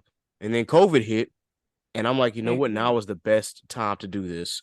So that's when I grabbed Law and was like, bro, let's do this podcast, bro. Like, we can do it. And he said he was with it. He was the first guest, and then at that point he became a permanent host. And that's kind of how Chaotic Culture got started. June 2020, we was like, let's record. I got a USB mic. We just gonna have to share back and forth. And we tried to actually record one episode on Audacity, but the file was too large, and I didn't know how to break it up at the time, because I was literally just getting started as far as sound engineering. So I didn't know what the hell I was doing. So I'm like, man, you know what? Let's just record straight on the Anchor app this time and break it up by sections. And that's how it worked out, and that's how it came to be. Respect, man. So I think I'm gonna do this next one. What do you have an end goal in mind for your podcast? The angle is to, again, get more young Black professionals, content creators, artists, and those who are out in general, just to talk about what they're doing in society and how they're thriving. Because we, again, typically know when you're in American culture just how much of a struggle it can be, especially being Black in America, and how the system is pretty much built to stop you from being successful. So it's one of those things where I want to highlight those who are out here in the community doing their thing despite all of the roadblocks and obstacles that they have to overcome. So you could be a hip hop artist, you could be just doing community service, you could be a content creator by making comics, you could be doing manga, you could be into anime, you could be whatever the hell that you want to be, as long as you're out here and thriving. One of the biggest guests that I had on my podcast, for those who have not checked it out, was Toasty Marshmallow. And if you're familiar with Toasty, you are familiar with her covers of anime openings. So it was really a big deal for me to actually get that interview, because I've always been a fan of hers, and I was like, okay, this is a young Black woman who's out here not only doing those, but she's also trying to be a voice actor. And granted, we all know the issue that's going on with Black voice actors, especially with Crunchyroll. That's another story for another time. But still, my angle was to not only talk about what's going on in society in general, but also highlight those Black artists, those Black businesses, those Black professionals, those Black content creators, and just Black people in general who are out here making a name for themselves or trying to make a name for themselves, and highlight it to show that despite the chaos that goes on around us, we still out here thriving and surviving and pushing ourselves to be better than we were the day before. Respect. So I know that you mentioned, and you and I talk off and on air about anime, and I love it. I mean, I'm rocking the Kimetsu no Yaiba shirt. You know that new season coming out. Oh yes, sir. Waiting on that new Demon Slayer. Hey, so my question is, as a Black nerd, what are your overall thoughts of the world of anime and nerddom, if that's the correct word? Yeah. In our community, I love the overall world. You have to kind of keep it specific to specific communities, though, because if you keep it broad, you're going to run into those weirdos who will literally have what we call these dumbass arguments about certain anime characters. Like, I'm part of a community where we're tired of always saying, oh, who would win in a fight? Goku versus Superman. I don't give two fucks about that shit. Or what anime is your favorite, and then someone goes, oh, this anime clears this anime and it's not even close. Like, enjoy what you want to enjoy. I don't care if you're in the shonen, shoujo, if you're in the seinen, if you are more of a slice of life guy, if you like sports anime, if you like mystery, psychological thrillers, it don't matter. There's anime out there for everybody. Now if an anime is good or bad, that's very subjective, but I don't really like those people who come on here and try to either sway. I mean, it's okay if you have good open discussions, but one thing that we talked about in Shogo High is that we hate actually niggas. Like, stop correcting people. Like, just stop doing it. Don't be like, oh, well, actually this and this. And like, nigga, we don't give a fuck. We do not give a fuck. It's one thing now, if the person is blatantly wrong, I get it, but there's a way to do it without saying, well, actually, because usually what I do is, if there's something that's like, if there's somebody trying to spit facts and they don't spit a fact at all, if it's just incorrect, I'm like, I'm stopping right there. Let me correct you. This is what this is. But if it's your opinion on something, no, I'm not gonna sit here and try to be like, well, actually, this no. Stop it right there. That's one of the problems of the anime community. There's also, of course, those who hide behind a profile pic. They're not themselves. They put their favorite anime character on there, and then they just ask weird questions and be creeps online. You also just have to be aware of those who will those racists as well, because they will get on here and be like, especially to Black cosplayers, especially Black women cosplayers, they'll go up against them and be like, oh, well, this anime character isn't Black. I'm like, we know. Do we care? Can we not dress up as our favorite character? Why do you care so much? Let them be who they want to be, as long as we doing it respectfully. Like, if I go up here and I dress up as Hawks from My Hero Academia, it shouldn't matter what color he is, because granted, Hawks ain't white. So, I mean, I'm not sitting here and I'm not putting makeup on that will resemble a Japanese person. I'm not doing that. I don't see anybody else doing whiteface or blackface. So, and then there are going to be those who do that as well, and I have to call them out. But still, you have to just be careful, because there's weirdos everywhere and people who will try to get into your skin everywhere. But my community itself, granted, it's not perfect, but I've curated my community enough to know like who I generally fuck with and who I generally love to hang around, as well as have these discussions with. If you check out Shogo High, we don't have those typical discussions about anime. And even if you check out Worst Generation and Blanime podcast when they do Anime After Dark every Thursday, which is actually going on right now as we record. They don't typically have those same discussions either. They like to keep it open and broad and general and try to, push the agendas of not talking about the same things over and over and over again. Like, we're tired of the shonen versus shonen or shonen character versus shonen character arguments. We're tired of, the big three arguments of Naruto, Bleach, and One Piece. Like, give us some more anime. Like, what else have you seen? Now, if you like what you like, cool, but I don't want you to sit here and be like, oh, I'm a big One Piece fan, but I don't watch anything else. Like, expand your horizons. I'm not gonna force you to, but I love when people expand their horizons. I would love for you to come and talk to me about More Than a Married Couple but Not Lovers, or I'd love for you to come and sit down and talk to me about Psychopaths or Erased, or what's another one, Steins Gate, or let's talk about Paranormal, not Paranormal Front, goodness gracious, Paranoia Agent. There we go. I'm thinking of Paranormal Activity for some strange reason, but let's talk about Paranoia Agent. Let's go back. Let's talk about Parasite the Maxim. Let's talk about Death Note is a common one now, but let's talk about something different.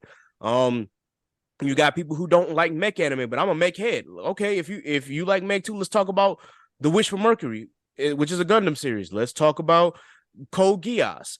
Let's talk about 86, which is probably one of the best anime that's come out in the last 2 years. So overall, I think the anime and nerd community itself is a great experience, but you have to make sure that you curate it to your liking, because it can easily get you burnt out, and it can easily frustrate you if you keep too many people in your circle, especially if you keep those bad eggs around. Ooh. Respect. Like, you preaching. I'm about to say, listeners, he dropped some. Listen, I was writing down some stuff that he was like, oh, okay, yep, I'm gonna add that too. You mentioned multiple times. Real quick, before the question. So I wanted to highlight some of the stuff that you said about, because it came to mind because it's so vividly, because I do follow some of the same content creators that you talk about. I believe her name is Afro Cocoa Puffs is her name. I think it is. I think I know who you talk about. Yeah, so she did a song a while back that he not black, but she gonna be today. I think, I apologize so much if I get that wrong, but I just love the community where they're giving pushback. Like, dog, for every white person that say, well, no, that character's not black, dog, you do realize none of those characters are white either. Mm-hmm. Just because they have a pale complexion does not mean that they are white. You are trying to project yourself on there, and your racism is showing. Mm-hmm.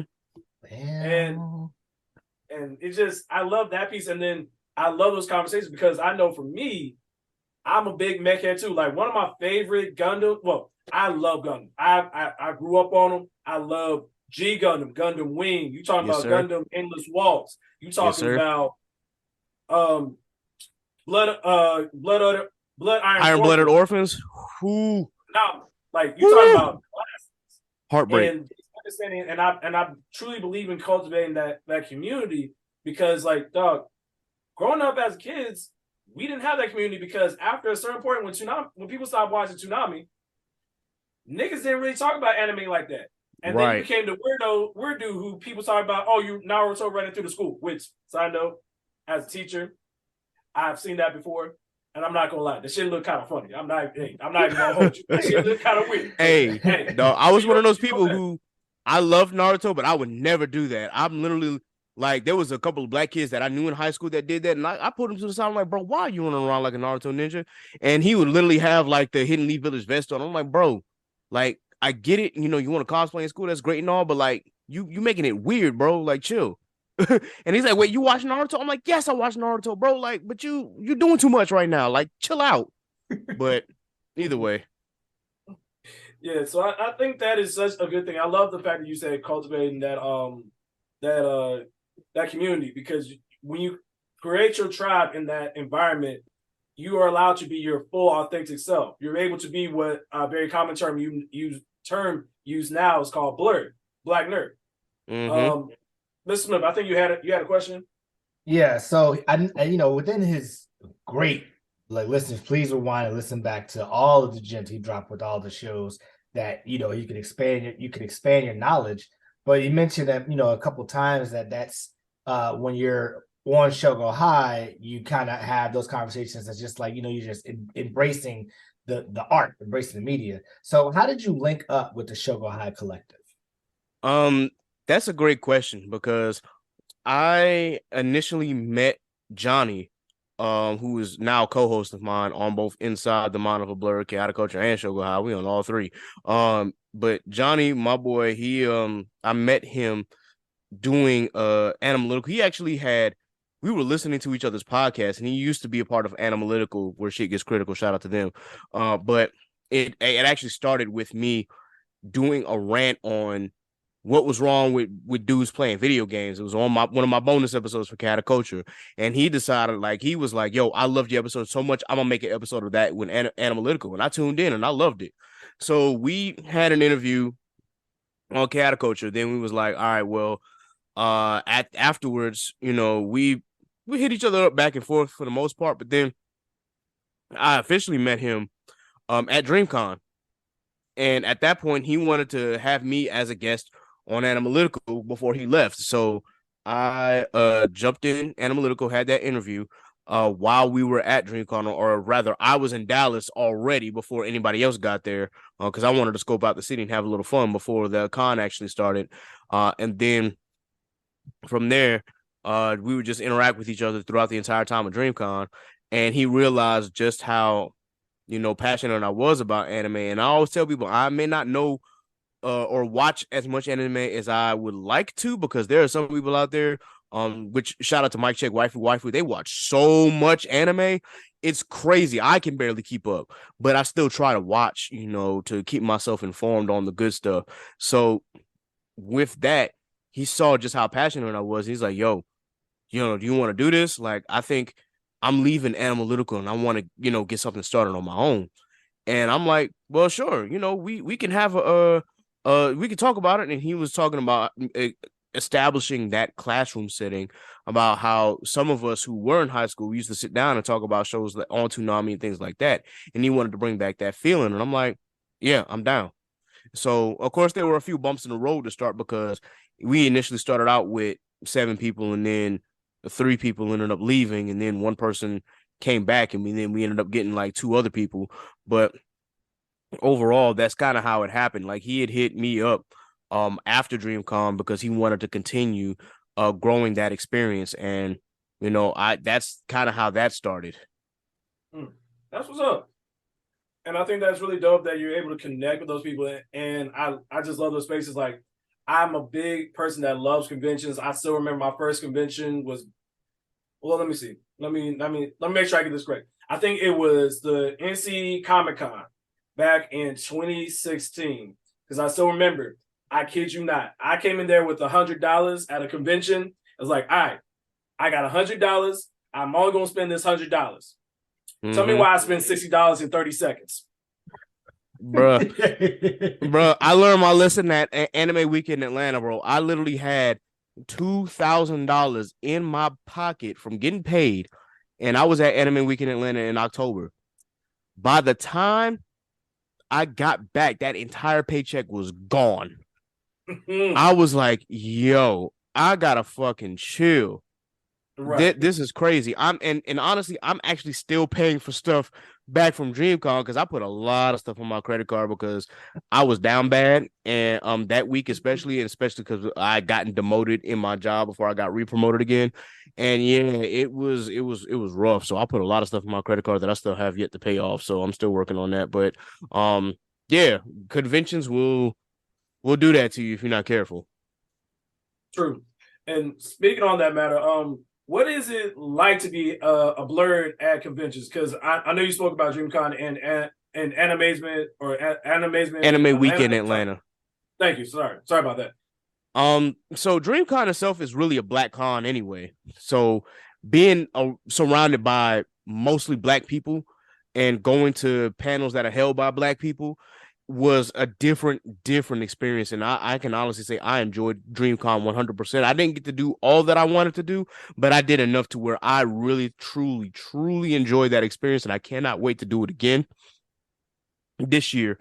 It was something that I will carry for the rest of my life because I learned a lot, at that con, and it honestly made me like go harder for my podcast. Now I had to take a little breaks in between because, of course, for those who don't know, I had a health scare last May, end of last May, beginning of June, where I had my first panic attack, and I realized I was doing too much, so I backed off. But still, that was something that really, really meant a lot to me, and I'm like, yo, I'm definitely coming back because I want to experience this. And it got to the point where my own blood brother now wants to come, and we're both going this year, so it'll definitely be a great experience. So being black at a black con was an experience I don't think can be topped. Now, I did go to Anime Weekend in Atlanta, and that is a more diverse crowd. It's really mainly palm color folk, but still, that con, I wish we got a chance to do a little more. I was actually a part of, well, if you've listened to the last episode of Khaotic Kulture Podcast, they called themselves the House Niggas. That's part of the group I was a part of, and yet we didn't get to do a lot of stuff, mainly because time constraints. People would be, get too fucked up or, do some debauchery and shit, and then they wouldn't get up until damn near noon, and then by the time niggas was ready to go, it's already almost 5 o'clock, so we really don't get a chance to enjoy the con for real. At the same time, there were not a lot of panels that were held by black people. There was only one panel that I could think of that was actually hosted by a black person who was a black person we know. Shout out to Kels, aka Akoski Kels. Other than that, I didn't see too many black folk holding those panels, and that's something that really struck a nerve with me, because it's like, yo, we see just how much nerddom thrives in the black community, especially anime nerddom, and we see just how much it has grown. Why are we still fighting for us to lead these panels? And even when we do, it's so fucking stereotypical. Especially at Anime Week in Atlanta, I found out that there was more than just one panel that black people were hosting, but it was more like, oh, name that tune, or name that opening, name that closing, or something that you would kind of relate towards black people. And it's like, we could talk about more than this. We actually have a voice that we can use. So why not let us use that voice? And that was something that did frustrate me about Anime Weekend in Atlanta. And that's kind of why I'm glad I didn't go to all of the panels that I wanted to go to, because I wanted there to be more diversity, and clearly it was just not there. But there are, I'm pretty sure that there are other cons like BlurredCon and maybe even MomoCon that might have a little more diversity for those conventions than Anime Weekend in Atlanta. That might be just the outlier. I don't know. I've only been to DreamCon and AWA, so at least as far as anime conventions. Now, I will get the opportunity to go to some more. I've been thinking about maybe doing MomoCon in Atlanta, but that's in May, so it really just depends on what my funds look like. Maybe shoot up to DC to do BlurredCon, because that is hosted by somebody that I know, and we'll see. But DreamCon is definitely on the works. So for those who have never attended a con before, I highly suggest that you do, especially if you love anime or nerddom. But the one thing that I will say is, please be sure that you wear deodorant and that you wash, because there are listen Nick, yes, hey, you are doing the Lord's work. If I go to one more con, if it smell like unseasoned chicken and wet pennies, I will be sick. Oh boy, I smell like the back of somebody's neck. I do not appreciate it. I gotta say this, especially DreamCon, because DreamCon is in Texas. Oh damn! So yeah, it's in the middle of summer. Now, when we get to those, it wasn't that bad, especially because I was masked up most of the time. But boy, when we got to that game room, I could smell the musk through my mask, and I'm like, oh, I know this is not happening right now. One of those things about the game room itself is that, people will come in their cosplay and then they'll take it off. So of course it's letting themselves breathe and whatnot. And then there's just those who just don't shower at all or don't carry antiperspirant with them. So you have to look at them like, bro, what are you doing? Like there was Go ahead. I got a question. Go ahead. There was one person or a couple of people who walked by my friend group, and shout out to GB, who is one of the hosts of Anime After Dark. He literally said, hey, bro, it smells like onions over here, man. Like, who cutting up onions real quick? Like, I need you to do something with that. He literally said that out loud when dude passed by him. And I kind of followed up. I'm like, yeah, bro, that shit smell like a blooming onion, boy. Like, who brought this shit to the con, yo? Like, that ain't cool at all. And I think he got the hint because I saw him look back. I didn't give him my contact, but I'm like, yeah, we was talking about you, bro. So So I gotta ask in the game room, because we're all gamers here. mm-hmm. Over under 10 dudes who got hairlines looking like Vegeta that was playing Super Smash Brothers. Keep it funky. God, goodness gracious. I'm trying to remember because that game room was kind of a blur, but it's crazy because you had the Smash tournament, you had the Tekken tournament, and you had the Mortal Kombat tournament on top of that, and the Street Fighter tournament. All games that I play, all games that I would love to have been a part of, but I couldn't. As far as like hairline, it was really kind of hard to tell only because most people were in their cosplay, so they were probably under wigs and shit. So yeah, I just need to know because I know every dude. If you go to any type of video game tournament, if he sit down, got the oversized hoodie, got the crooked hairline looking like it's cursive print, you know he fired. Because he don't give a damn about nothing. He wake up and play. He go to sleep and think about playing. But that is just crazy, man. Mr. Smith, I think we have one more question, then we're gonna move into the next part of the interview. Yeah. So the last question is more kind of just like a think piece. So just from a personal opinion, if you know that you couldn't fail at anything, what would be the one thing that you would do? If I knew that I couldn't fail at anything, what would be the one thing that I would do? That's actually a really intricate question that you just asked. Honestly, if I knew I couldn't fail at anything, I really would take this acting shit seriously, and I'd just go to Hollywood and just audition and get every part that I desired and stay working and stay getting money. That's really the main thing. It's like I would be getting all the awards between EGOT and anything else, Screen Actors Guild Awards. I literally would just be unstoppable. Like, nah, I'm about to sit here and become the greatest actor in the world if I knew that I wasn't going to fail. Now, granted, that is still a dream of mine, and I know that there's going to be roadblocks, but I just wish it would be that easy where I could just literally walk into a studio, do an audition, get a part right then and there, and then just walk out with my pockets loaded. It's simple, but that's just something that I honestly think that I would do. Respect, man. I think that's always a great thing because, I remember when I thought about this question, it was one of those things where I was on a walk one time during the pandemic where it's like, if I was given the opportunity where money wasn't a barrier, opportunity wasn't a barrier, anything else wasn't a barrier, how different my life might have been or my life might be. And I think it's so interesting to hear that because so oftentimes you get people in these spaces, both content creators or just working as Black person in America. Do you understand? I'm sure there are so many more, I guess there would be so many more content creators that would be out here if they didn't go down the route of, well, I just need to make money or I have to provide for my family, or am I going to be judged if I go down this route? And I think it's important that even in spite of recognizing there are barriers that we continue to push the conversation, we continue to push to get into these spaces because we need to, in a sense, like you've done a phenomenal job of creating your own table, because ultimately that allows people to identify and find themselves in others, and that builds a community, so it's a safer space. I love, and one of the coolest things that I get to do as an educator is sharing my nerdom and being a Black nerd with all my students. My kids are so blown away when they see me rocking a My Hero t-shirt or rocking a Demon Slayer shirt, or you insert, like I have one of my favorite shirts is a Broly t-shirt from the latest movie. And it's just so dope for them to see that.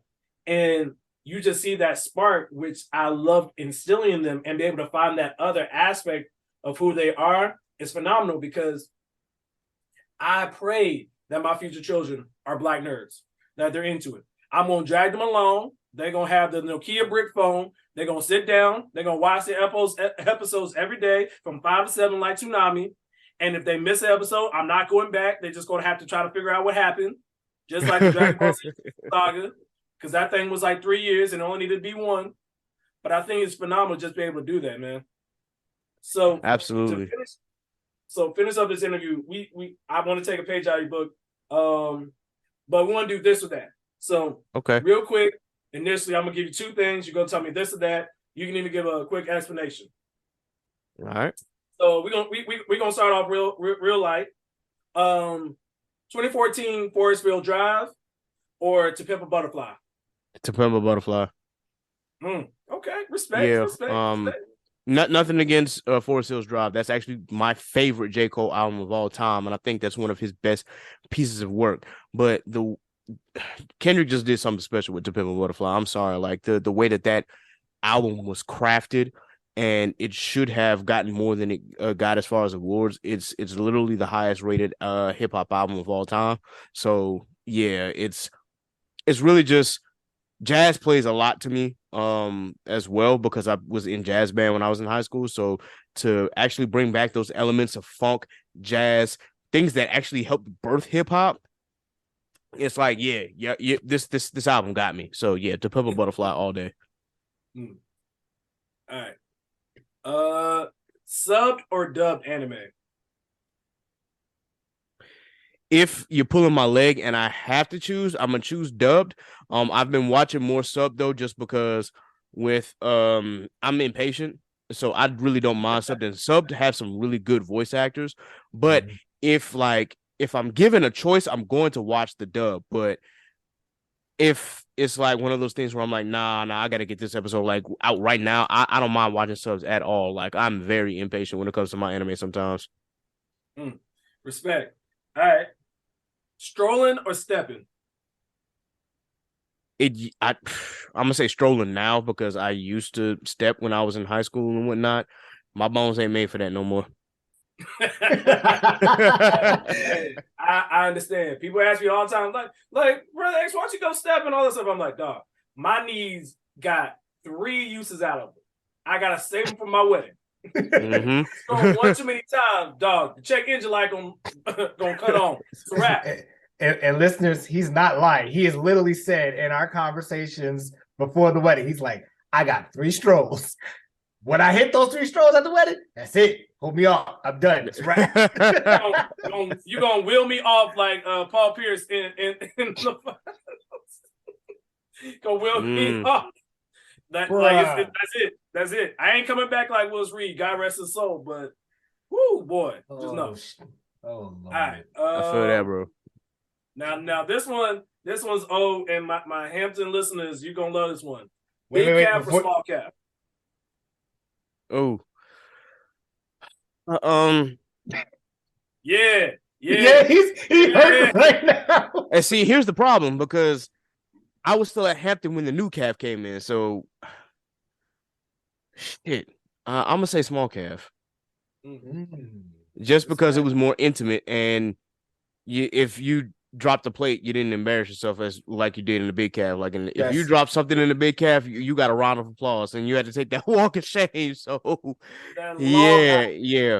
Plus, you got to remember, you also didn't have to worry about the football table, where if someone tried to sit there, they would literally lift your ass up and put you somewhere else. Like, damn. Yep. But if you had given me the third choice of the new calf, I would have said the new calf, just because you could pretty much sit anywhere. We had our little corner for the band and whatnot, but you could have literally sat anywhere, and nobody, like, literally no one gives a fuck. Oh no, I don't know if that's like that now, but yeah. I'll tell you, I remember when I was there too when it first came, and I was like, I lived right across the street in Winona, and I remember that first day the new calf opened, dog. You would have thought I ain't never ate a meal in my life. I literally ate for an hour downstairs. Had the itis, chilled in the booth, went upstairs, had another plate of pasta, ate for another 45 minutes, had the itis. I literally was there until the calf closed. That's how starving I was for new food for the new calf. Damn. Shout out to shout out. I guess it's not even new anymore, but shout out to the newer calf. Do we want to shout out gourmet services? No, I think they're gone, aren't they? They are gone. They're They are gone? gone. I was Yes. like, no. As many cats has got food poisoning from them. Nah, President Williams stepped in that joint. He's like, "Oh yeah, this contract is expired." Like he did not renew. He was like, "Nope, y'all can go." And so the cooks that there are literally just cooked from scratch.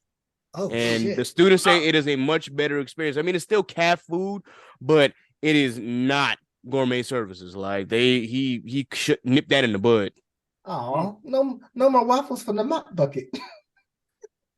Bro, I quit. I fucking quit. I really do quit. Mrs. Smith, you want to take the next few? Yeah, I got you. All right. So, of course, with it being a little warmer, we have to ask: sundress season or legging season? Sundress season, baby. Like, ain't. Hey.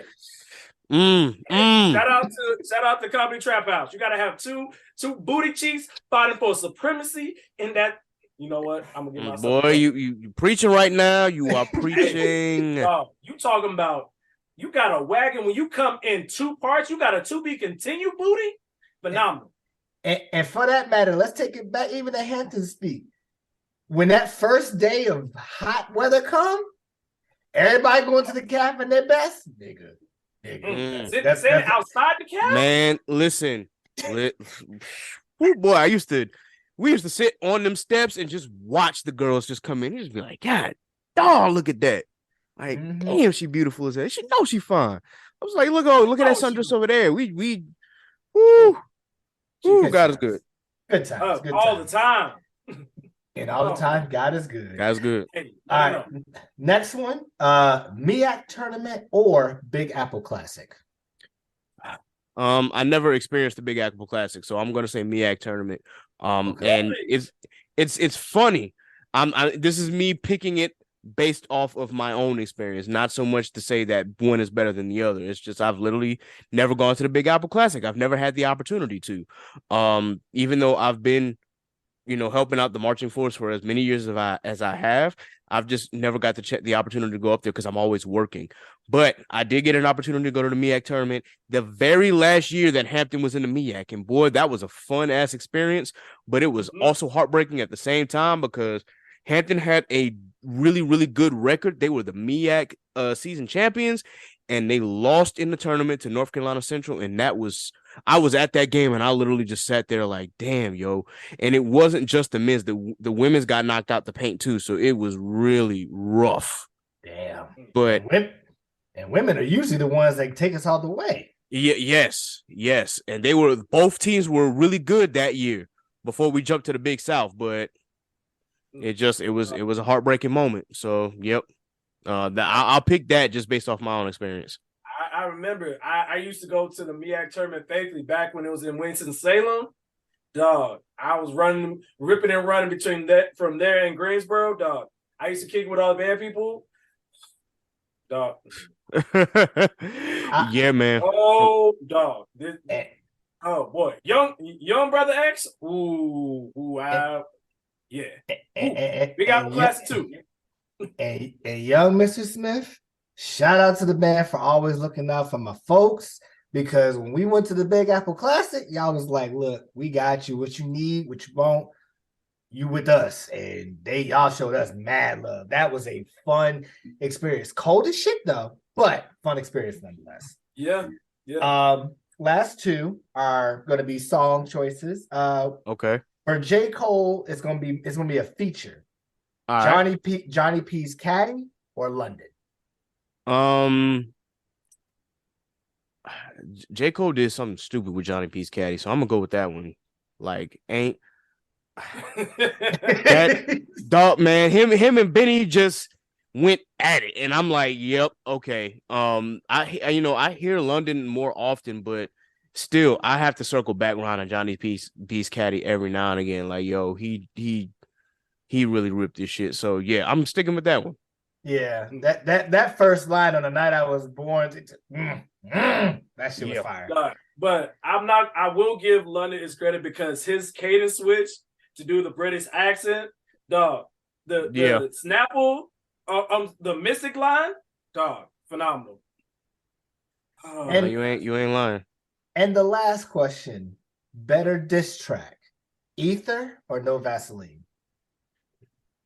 Yeah. Yeah, you thought he was getting away.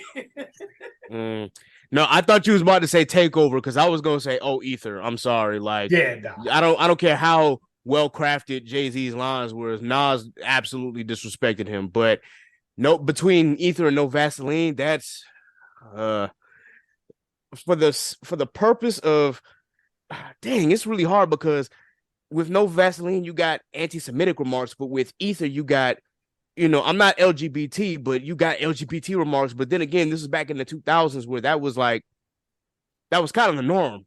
Right. So, shit.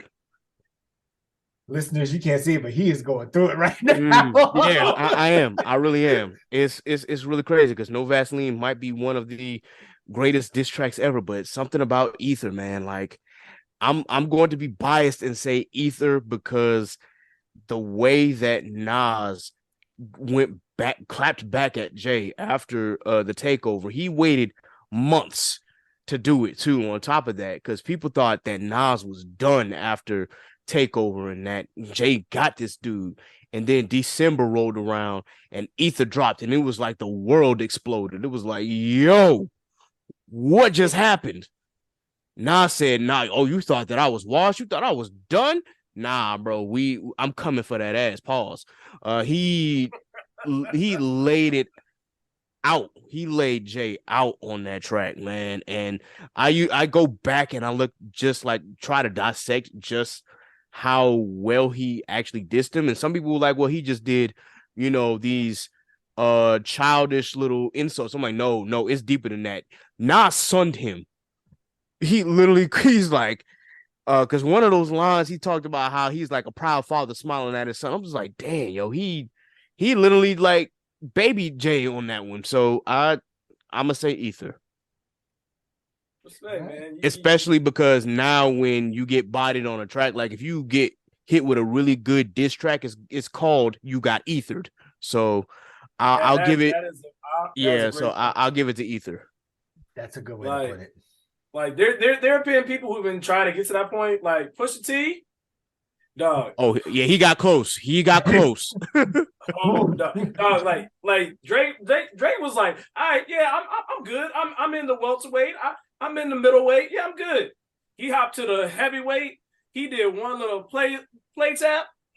Pusha T hit him with the Deontay Wilder. Don't do that. Don't do that. I'm not gonna lie. When he went up against Meek, he definitely was kind of Floyd Mayweather. I'm gonna make sure I make this clear. Floyd Mayweather when he had hair, when he had power. Bob and weave, throw a little jab with the charge up, then throws the combination with the back-to-back. But against Pusha T, you're right. He got Deontay Wilder real quick. Real quick. Yeah, buddy. I don't know. It's like I don't think that Drake knew just how disrespectful it was going to get just because of the way, diss tracks were during that time period. Pusha T said, man, nah, if we doing this the way that my idols used to do this. So I'm going to get real disrespectful to you.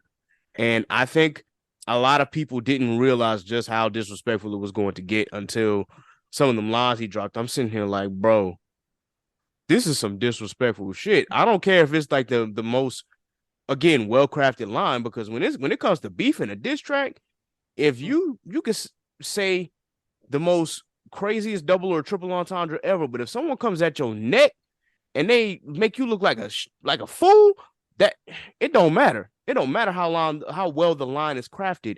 If he literally shits on you by calling you a deadbeat dad, saying that you weren't black enough, saying that your dad wasn't there, saying that your mom never had real love, and that you want to talk about people's wives, but here you are getting a stripper pregnant or a sex worker pregnant, and then you want to hide your son, and it was crazy. And then and granted, this is shout out to people who have multiple sclerosis, but that 40 line at that point, I was done. I was like, yeah, that's it. Yeah, I almost thought he went a little too far, but I was like, oh yeah, That's it. That's a wrap. I'm sorry. I'm gonna be that person. When he put that line talking about your man is 666, I was like, oh no. Like, you said it, you just like, oh shit. Yeah, at that point, what you gonna do? Even if I wanted to, I probably wouldn't respond. Like, yo, if he came at me like that, nah, because I don't know what else does he have up the clip at that point. No, all you hear, shout out to one of his most recent songs, is like, you just heard him. When he heard the diss track, he was like, man, fuck it. Hand me the black and mild. That's really probably how he felt at that point. Because it was like, damn. Like, you knew there was levels. But we could talk all evening at the time of this recording, man. But this has been a phenomenal episode, from all the craziness with all the drug stories to the interview to the this or that. It has been phenomenal. Transparent moment, man. Just continue to support Black content creators, man. Lean into your nerddom, and as well as just check out all the phenomenal shows. Kid is working like a well-paid Jamaican. He working. I wish I got paid shows. Like a well-paid Jamaican, but yeah. Hey, that's real. But just continue to support this brother, man. He needs it. He puts in the work. He does it the right way. He doesn't try to make it a men's versus women podcast, as we see so very often. But just kind of support this man and all the things that he does. Before I share all of our social media, do you have anything you want to plug? Real quick, be sure, of course, that you follow Khaotic Kulture on Instagram and Twitter. You can follow us at Khaotic Kulture Pod on Instagram and at Khaotic_Culture on Twitter. You can check us out on all digital streaming platforms, for all social media. Of course, I'm kind of taking a little bit of a Twitter break, but I'm still like there, just pretty much lurking. I'm just probably not going to say anything. But you can check me out on Twitter at K3d the Pro, and same as my Instagram. You can also follow Shogo High at Shogo High Pod on Instagram, and I believe just Shogo High on Twitter. Then, of course, Inside the Mind of a Blurred, shout out to that podcast. Follow us at the Blurred Mind Pod on all social media. And yeah, those are pretty much the ones that I want to highlight. Of course, I've got plenty of co-hosts that are on there. You can follow them as well. But for the sake of time, of course, I'm gonna keep it brief. But definitely follow the pod, take a listen to us. Definitely some good interviews there, and then definitely some interviews that are just like crazy, and then there's some episodes that are just nuts. So especially this last episode was nuts. So yeah, it's definitely worth the listen. If you get the opportunity to, please be sure that you check out the podcast. Respect, man. Respect. All of his information will be in the show notes as well. You can always check us out on our social medias at the TNT Pod 123 on Twitter, Truth and Transparency Pod on Instagram, Truth and Transparency Pod on TikTok, the Truth and Transparency Podcast on Facebook, the Truth and Transparency Podcast on YouTube. And you can always email us your thoughts, opinions. If you have somebody in mind you want us to interview, you can always email us at truthandtransparencypod123@gmail.com. So for Ket the Pro, Mr. Smith, myself, the culture scientist, for all of our fans and supporters, if this podcast gets no bigger than what it is right now, they are forever grateful. We are forever grateful. And in the mortal words of my father, eat the elephant one bite at a time. We'll catch you guys next week. Peace. Doses. Man, you gonna wash your hands.